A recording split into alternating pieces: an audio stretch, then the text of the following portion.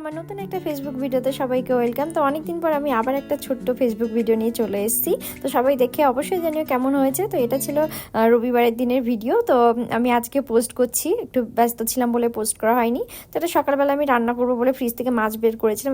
এই মাছটা অতনু কসকো থেকে নিয়ে এসেছিলো, এই মাছটা আমি কোনোদিনও খাইনি। তো আমি ভাবছিলাম রান্না করবো কিনা, নতুন মাছ দেখে আমি একটু ভয় পাই, ভাবি কেমন হবে না হবে। তো অতনু বললো না ভালোই হবে। তো আমি কেটে পরিষ্কারই থাকে, শুধু কেটে এরকম পিস পিস করে নুন হলুদ মাখিয়ে নিয়েছিলাম। তো এইদিকে তার আগে একটা নিরামিষ রান্না বসিয়ে দিয়েছিলাম, আলু বেগুন পেঁয়াজ টমেটো দিয়ে একটা খুবই ইজি রান্না, বড়ি দিয়ে। বড়িগুলো আমার শাশুড়ি দিয়েছে, এবার বাড়ি থেকে নিয়ে এসেছি। তো মানে ভীষণ ইজি আর খুব তাড়াতাড়ি হয়ে যায়, খুব ভালো। ফেসবুক থেকে একজনের রেসিপি দেখে এটা করেছি, সত্যি খুব ভালো হয়েছে।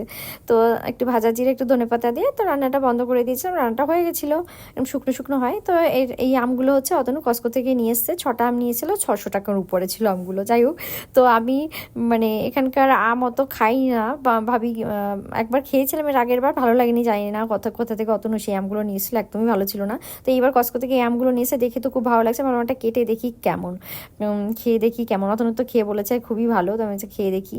তো মানে আমটা খাওয়ার পরে আমি সত্যি বলছি, আমটা সত্যি খুবই ভালো ছিল। মানে মিষ্টি ছিল যেরকম, আর আমটার মধ্যে না ওরকম আঁশ টাইপের ছিল না, যেগুলো দাঁতে ঢুকে যায় না, ওরকম ছিল না। আমটা সত্যি খুবই ভালো ছিল, মিষ্টি ছিল।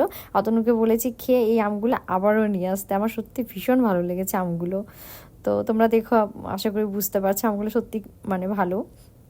কিন্তু এখানে খুবই দাম আমের, এটা কিছু করার নেই। তো যাই হোক, এইদিকে আমি মাছগুলো বসিয়ে দিয়েছিলাম, মাছটা রান্না প্রায় হয়ে এসছে। তো আমি এরকমভাবে ঝোল করেছিলাম মাছের, সিম্পল, মানে সিম্পল না, যাই হোক সব কিছু দিয়ে ঝোল করেছিলাম। ঝোলটা হয়ে গেছে। তো কেমন হয়েছে বলো, খেতে কিন্তু সত্যি খুব ভীষণ ভালো হয়েছিল মাছটা। তো যাই হোক, আমরা বেরিয়ে গেছি বাড়ি থেকে অনেক দূরে একটা জায়গায় আমরা ঘুরতে যাচ্ছি। তো সেখানে একটা চার্চে যাবো, 3.5 ঘন্টা দূরে আমাদের বাড়ি থেকে। তো তার আগে আমরা অনেক কিছু দেখেছিলাম, অনেক জায়গায় গিয়েছিলাম।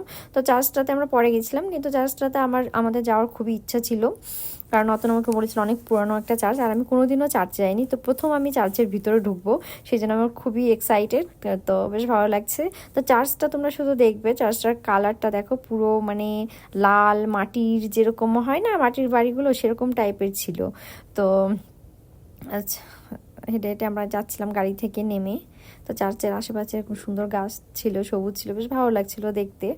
তো এরকম চার্চের ভিতরে ঢুকে এসেছি, দেখো প্রাচীরগুলো দেখো শুধু কীরকম, মানে একটা অনেক মানে দেখেই বুঝতে পারবে একটা পুরনো পুরনো ফিল মানে ভাইব আছে এখানে। তো যাই হোক, ভিতরে আমরা চলে এসেছি, এরকম দরজা বন্ধ ছিল। তো রবিবারের দিন, তো প্রেয়ার হচ্ছিল ভিতরে।